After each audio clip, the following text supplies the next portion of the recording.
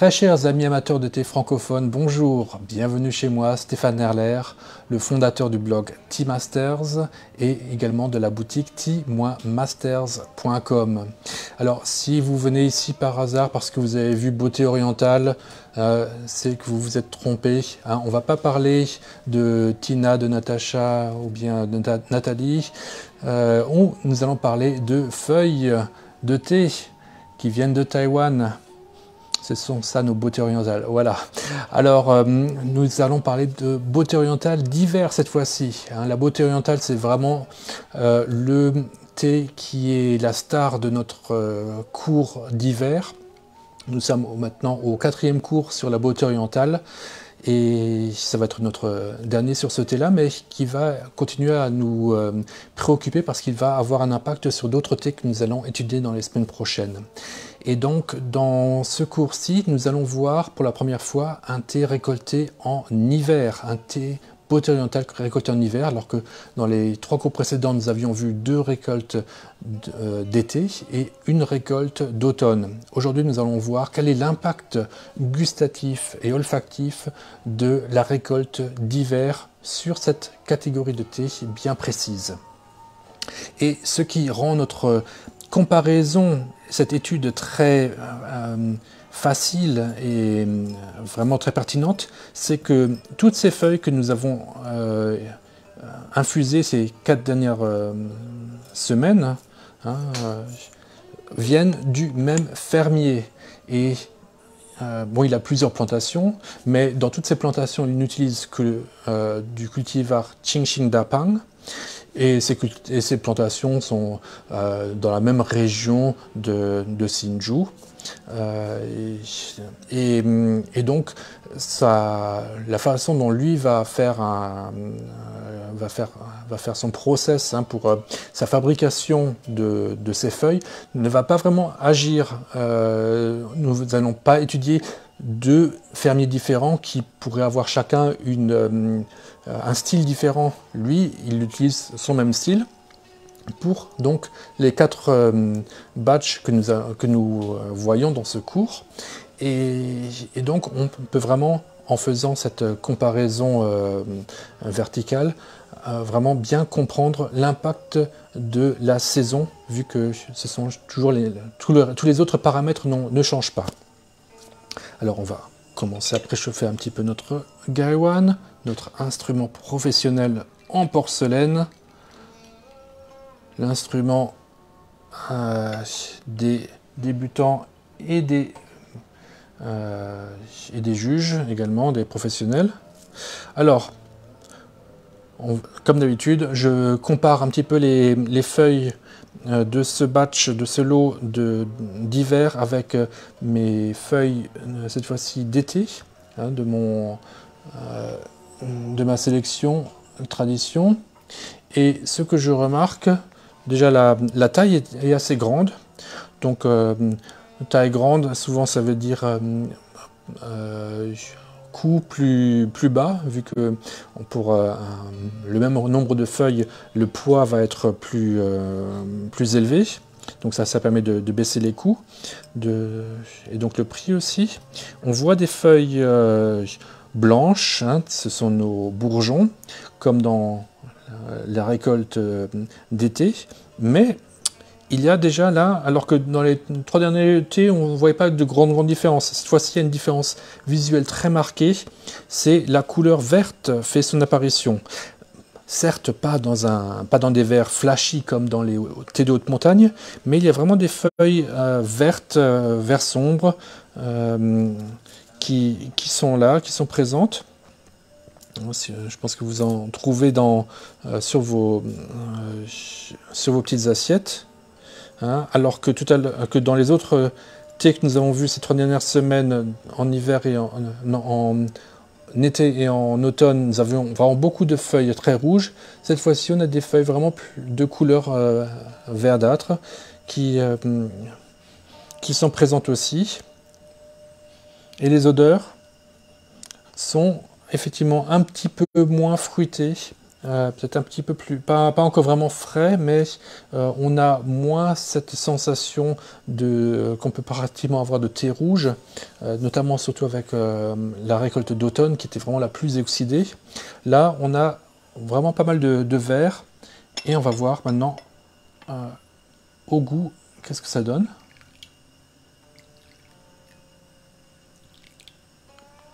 Alors, les feuilles de secours se trouvent dans deux endroits dans ma sélection, ou bien c'est les échantillons pour le cours d'hiver, mais également l'échantillon, les saisons de la beauté orientale. Donc vous n'êtes pas obligé d'acheter tout le cours d'hiver, vous pouvez également acheter le cours des saisons de la beauté orientale.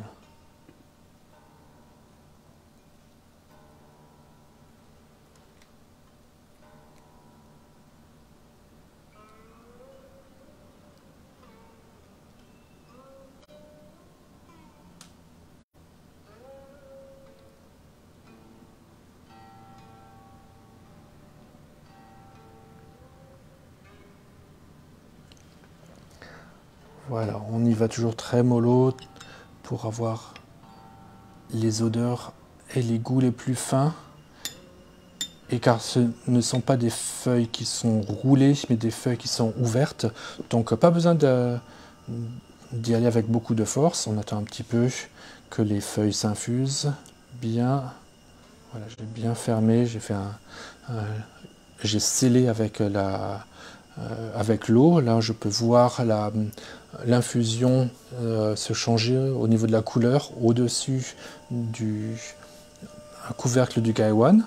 Et donc, on attend patiemment. Là, quand même des odeurs plus gourmandes, plus fruitées, plus mûres dans les odeurs de beauté orientale d'été, alors que dans celles d'hiver, il y a quand même un goût un peu plus vert, pas tout à fait frais, mais on a vraiment beaucoup moins cette odeur typique de l'oxydation. On peut vider nos coupes. Alors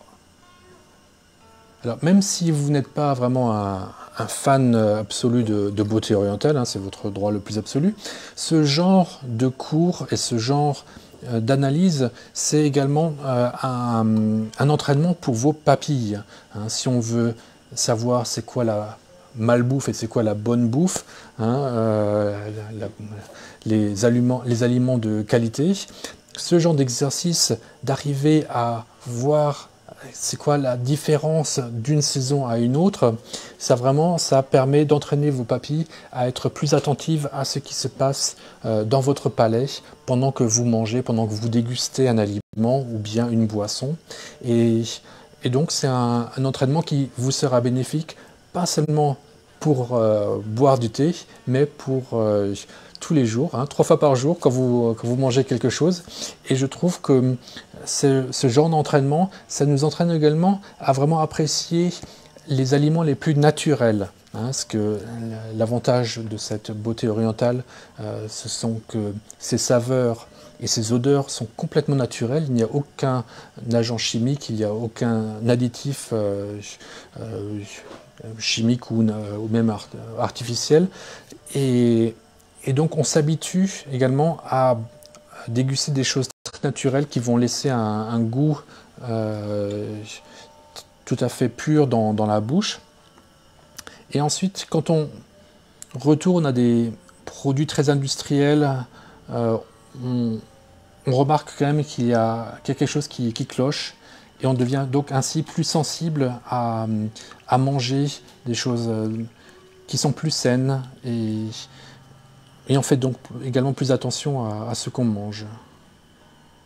En tout cas, c'est le bénéfice que j'en ai retiré.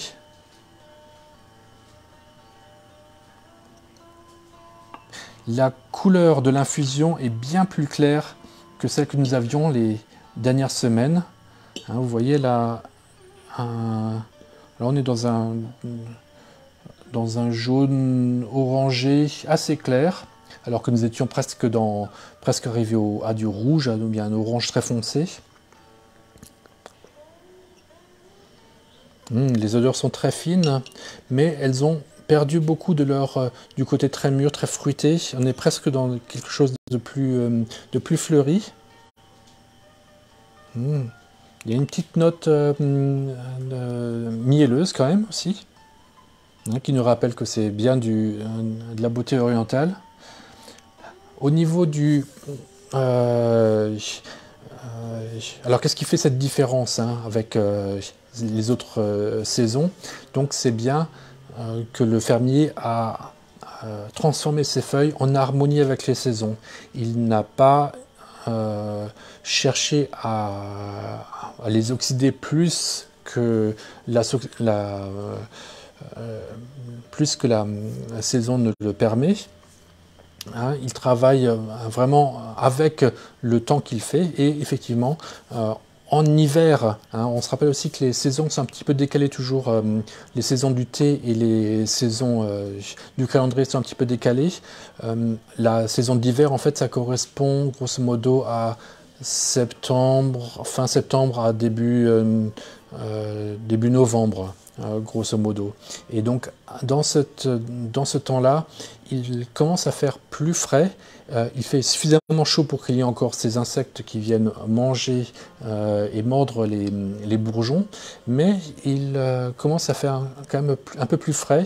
On est pratiquement à des niveaux de température similaires au printemps. Mais au printemps, il n'y a pas encore les insectes, alors que là, en hiver, on peut avoir encore pas mal d'insectes.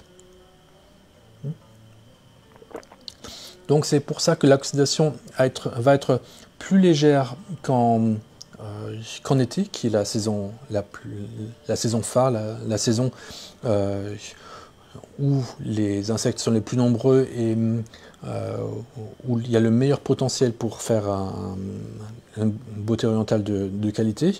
Mais en hiver, l'oxydation très légère enfin plus légère en tout cas que les autres saisons, va permettre des saveurs un petit peu différentes, mais qui sont un peu dans l'air du temps. Vu que de nos jours, les consommateurs adorent les thés frais, les thés très légèrement oxydés de haute montagne, quand ils passent à un beauté orientale d'hiver, ils sont un peu moins dépaysés que lorsqu'ils passent à un beauté orientale d'été, ou bien surtout d'automne, qui sont vraiment très fortement oxydés.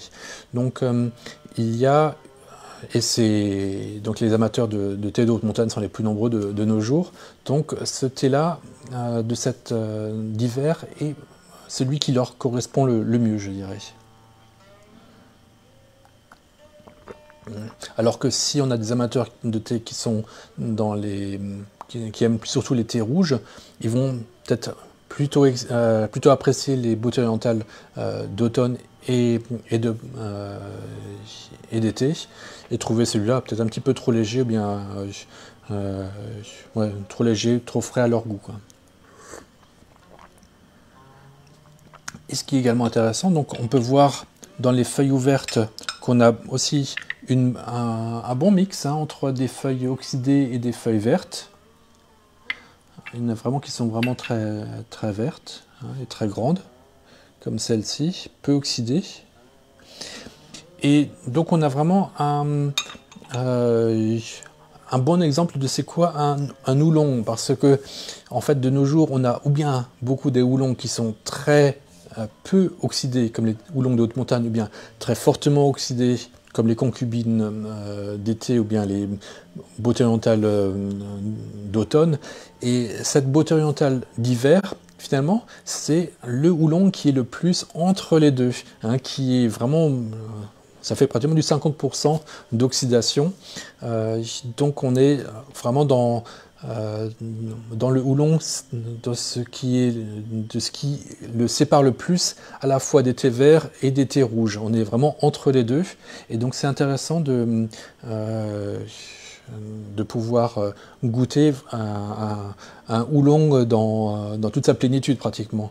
Et également, il a été torréfié, donc de manière assez traditionnelle, et donc il a également cette dimension qui lui donne plus de goût et de longueur en bouche. D'ailleurs, on sent qu'il a un bon côté très sucré, très doux, pas spécialement concentré. C'est pour ça que je vous recommande plutôt de mettre un peu plus de feuilles. On peut plus facilement le concentrer. Et au niveau du nez, il a quand même des arômes assez fins, mais pas aussi concentrés également que ceux que nous avions dans la beauté orientale de grade impérial d'automne. Par contre, avec une autre beauté orientale que j'ai appelée ultime, elle vient également, qu'on vous trouvez dans ma sélection, elle vient également d'hiver, et celle-ci est vraiment un excellent exemple qu'il est également possible de faire du très très bon beauté orientale en hiver, avec plein de morsures d'insectes, et qui donne à ce moment-là une concentration d'arômes et des saveurs encore différentes de ce qu'on trouve en été. Et vraiment, c'est à ce moment très très intense.